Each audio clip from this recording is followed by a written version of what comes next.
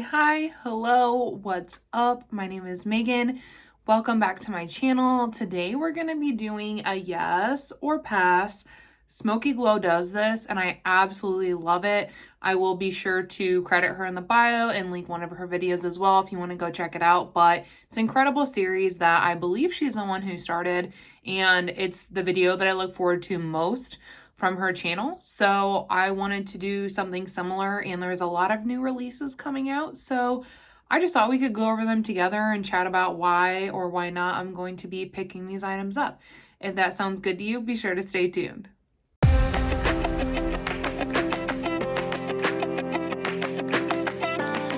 Before you leave, just make sure that you give this video a big thumbs up and don't forget to subscribe and ring the bell so that you're notified of all my future uploads.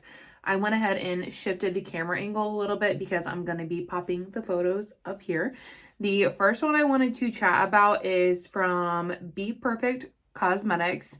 I honestly have not ever purchased anything from this brand. For me, it's not even really about the color story. I'm just not a fan of palettes that are this large anymore. I feel like we were all really into that when Morphe was up and coming, before we all knew how problematic that Morphe was. And I feel like big palettes were it, but I mean, for me personally at least, I really feel like I'm coming out of the stage of big palettes. I don't really reach for them. I don't really purchase them anymore. I'm more in the like 6 to 12 pan range. I can get on board with something like 18, maybe 20, but for the most part, I'm really into smaller palettes. So for me, this just seems really large, and I know it's something I wouldn't reach for. I also, and this is probably just like a personal tick, I'm just not really a huge fan of when brands have like different size shapes in their palette. So like these bigger pans, these smaller pans. I know that's something that Too Faced always does, and that's one of the many reasons I don't really purchase from Too Faced. But I don't know why, but for some reason that bothers me when we have different pan sizes going on in a palette, and that's nothing against, you know, the creator or whatever. That's just going to be personal preference for me. Also, if you notice, I keep looking down. I'm looking at my MacBook because I can't obviously see it when I'm pre-recording. But yeah, so that one's gonna be a no for me. I think the color story is really pretty. It's just way more shadows than I would ever actually use. The next one is from Makeup Revolution. This is a Bratz collection, which I think is so fun. I might be giving away my age here, but I used to love Bratz. We played with them all the time. They were one of my favorite dolls. It was fun because they were just like different looking, like not like the typical Barbie doll. So this definitely stirred up some nostalgia for me. However, this is just another thing of where, it's a really big palette, and with my palette collection size, like I feel I really have to be like, it has to be screaming at me. I had to be like, I need this now, because odds are I can probably dupe about any palette that they come out with at this point. So I'm basically buying it because I like it and I want to. But for me, I'm not really into this. Also with the purple background, I just feel like you're losing a lot of the shades, and I'm sure they're brighter than they actually look. I think the packaging is super cute. Again, it has those pans, or you have small pans, you have medium pans, and I just don't really like that kind of layout. So that's going to be a no for me. I think it's super cute. I like the idea. I know it was a trend a while back where people were creating Bratz looks, and maybe that would have been a better time to release this, but just a thought there. Then, Colourpop's Neon Collection. How do you guys feel about this? I feel like I probably already have a good idea over on Instagram. A lot of people have been chatting about the Neon Collection. To me, it just seems like a neutral palette with one bright shade. The packaging is definitely neon, which I do think is pretty, but I guess when I think of a neon palette, like these aren't the color stories that I would typically envision or think of to, pair together. And I honestly, like, I don't know, like Colourpop really just hasn't been inspiring me for a long time, and that's okay. I mean, I have plenty of Colourpop palettes, but just anything as of late is not hitting the spot for me. And this collection, in my opinion, is the same. It's just so meh. It feels like a cash grab, or Colourpop's just like, you know what? Fuck it. They're gonna buy whatever we put out anyways, because I know a lot of people are collectors. So they're just like, I don't really care. I'm just gonna put it out. Someone's gonna buy it. But I just don't. I just think this collection's like a little bit of a joke. Like, it doesn't feel very neon to me. It might to you, and if it does, that's totally fine. I'm not trying to, come for you or anything like that, but it just doesn't speak neon to me. Next release we have is from KKW Beauty. This is her camo collection, and everyone's actually buzzing pretty highly about this on Instagram. I will have a post up today as well, just chatting about the two palettes that I have from KKW Beauty if you want to check that out.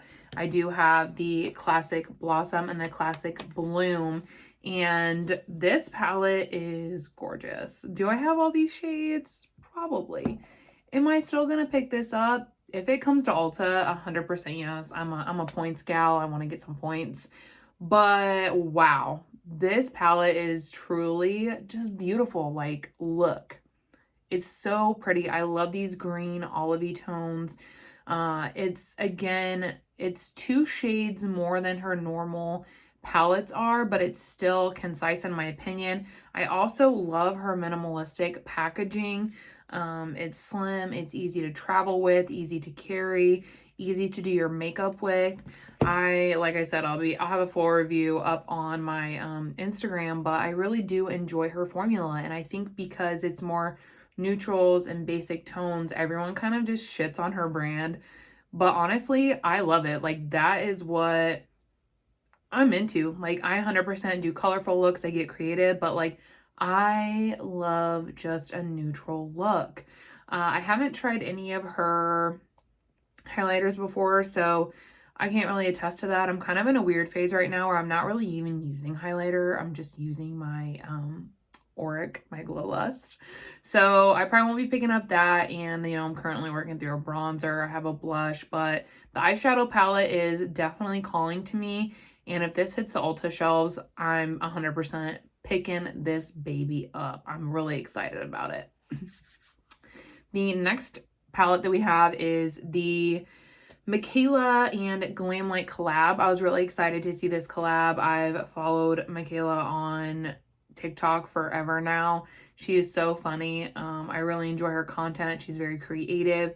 I was really excited to see that she was partnering with an indie brand as well. I think that that's going to be really great for both of them and the community, so I'm pumped about that. These formulas looked really great. She did some swatches. They were beautiful. But again, I'm just not into the bigger palettes. And like, that's why I'm probably not going to be picking this up, because I just don't reach for big palettes. I'll probably actually be doing an eyeshadow declutter here soon, because I do have some bigger palettes that never get used because they're just, hard to store. It's inconvenient. I have lately been finding myself a little bit overwhelmed when I have a really large color story to work with. I find and that's just probably me, but I feel a little bit overwhelmed by a larger palette. So that's why I've been gearing towards smaller ones. So while I am excited for this, while I am super happy for them, I probably won't be picking this up.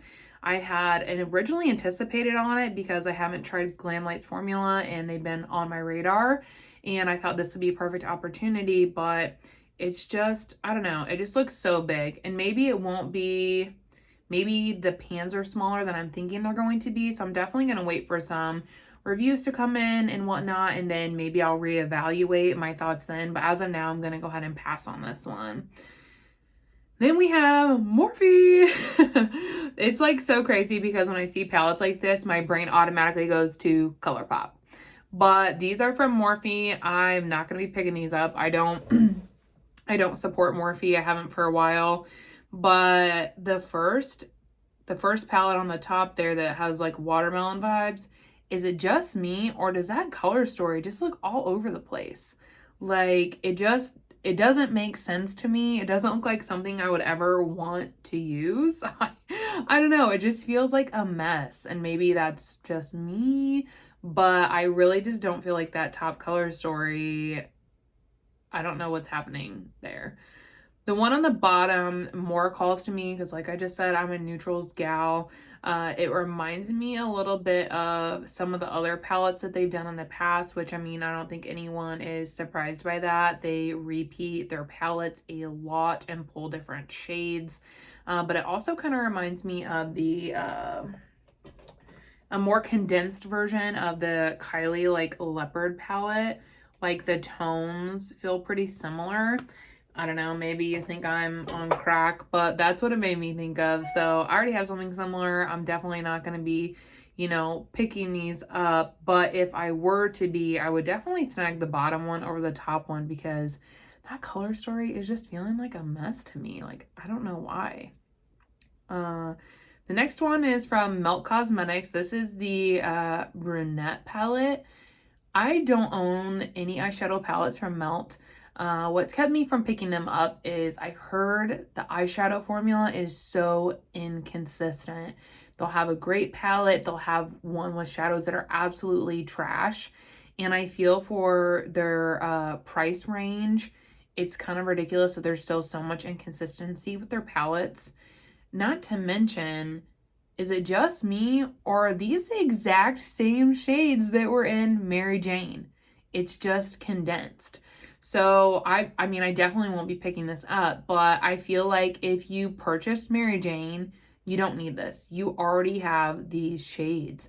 Unless that, like, I don't know, am I losing it, you guys? Do these shades look different to you? Because I feel like they look like the exact same shades that are in the Mary Jane palette. Like, when I saw this, I was like, am I having like deja vu? Like, what, didn't they already release this? Like, the packaging, of course, is different, but this, when you look in there, the shades look the same. So I don't know if it was like a, you know, Photoshop snafu or what was going on, but it looks like what they just released. So if you have Mary Jane, I wouldn't pick it up. If you're picking up anything from Melt on the eyeshadow side, I highly recommend that you just wait for reviews because they're notorious for putting out bad formulas after a good formula. So I don't know why they do that, but I would always just wait to hear reviews and see what other people are saying about the formula before you spend that money. Because like I said, they are a higher priced brand, so definitely won't be snatching those up. Now we have some blush. So these are from Dominique Cosmetics. I have a couple of her eyeshadow palettes. I don't have any of her complexion products. I think this is actually, this cream blush is like a newer thing for her and her brand. I think that these shades are beautiful. They are so beautiful. Like, look at those. Look. They are so stinking pretty. I have a lot of cream blush right now. I recently had picked up a few and I'm really getting into creams now, so I want to work on some of the other ones that I have before they expire. But honestly, if I got these as a gift or something, I'd be like, oh yeah, these are pretty, and I will still probably keep them on my radar just because I think they're really beautiful. I'm really excited to see people's thoughts, opinions, reviews on these blushes because I think they're really pretty. I actually think my friend Becca is going to be reviewing them, it sounds like. So if she does that before this goes up, then I will link her as well. But yeah, I think that these look super pretty. If you're in the market for a cream blush, I mean, do what you gotta do. And then let's see here. I only have two more, so sorry if this is starting to get a little long-winded, but these are just the ones I wanted to particularly chat about. This is the Patrick Ta. This one is already available. The Patrick Ta eyeshadow palette. It looks gorgeous. I'm not gonna lie to y'all. I was like, oh yes, I'm picking it up. I'm picking it up. And then I saw the price tag and I was like, pump the brakes, fam. The fuck's going on? Like, $70 and it's his first eyeshadow palette. Like, who knows how the formula is gonna be, how everything's gonna perform. I just thought, honestly, like, I love neutrals, but I'm gonna say it. It's an overpriced neutrals palette. That's what it is. And I've watched my friend over at KKW Beauty. She reviewed this on her Instagram stories, and she said a couple of the toppers were just really dry and the shades were super similar. She said, she's like, you know what, the powders were good, the creams were good, but for what it is, it's too much. And I mean, I agree. Like, that's originally, like, I was like, hell no. Like, maybe if it comes on sale, then I was planning to pick it up. But I mean, two of the toppers, she swatched them. They were like almost identical. If they're dry, then like I don't need that. I don't have a lot of higher end palettes just because I fully believe that you can get the same quality from something that is affordable. The higher end stuff, in my opinion, is all about experience, because the high end experience, because it is all overpriced. Like, I'm sorry. I think that we both know this Pat McGrath palette, it doesn't cost her $100 and whatever to make. Like, there's just no way. And I think we kind of learned that from, you know, I don't even want to bring this person up because I don't support them either, but the whole docuseries that went through makeup production and how that works and pricing and whatnot. So the markup on these is, I got this on killer sale, by the way. That's the only time that I will purchase a high-end makeup product, is if it's on killer sale. Because I think that, you know, honestly, at the end of the day, it's almost like a scam. Like, they're robbing you and you know they're robbing you and you're letting them do it, because it's just, there's no way it costs that much to make that product, and they're just marking it up, and it's ridiculous. So if it went on killer sale, I was planning to potentially pick it up. However, I don't think I will be anymore, just because of her review, and you know, I've recently picked up some other stuff, so I don't need it. So if you got this palette though, let me know your thoughts in the comments. I'm curious to know if this is kind of like a issue that everyone's having as far as quality is going on, or if it was kind of like, you know, an isolated situation. The last one we're going to chat about is the new launch by Makeup by Mario. He released quite a few products. Looks like some highlighters, some powder, no, highlighters, some powders, some blushes.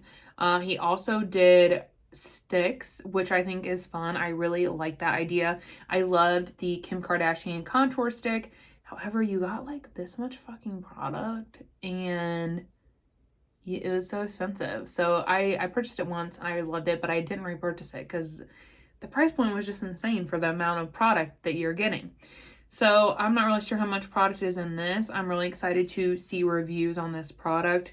What I have my eye on personally is going to be the cream bronzers.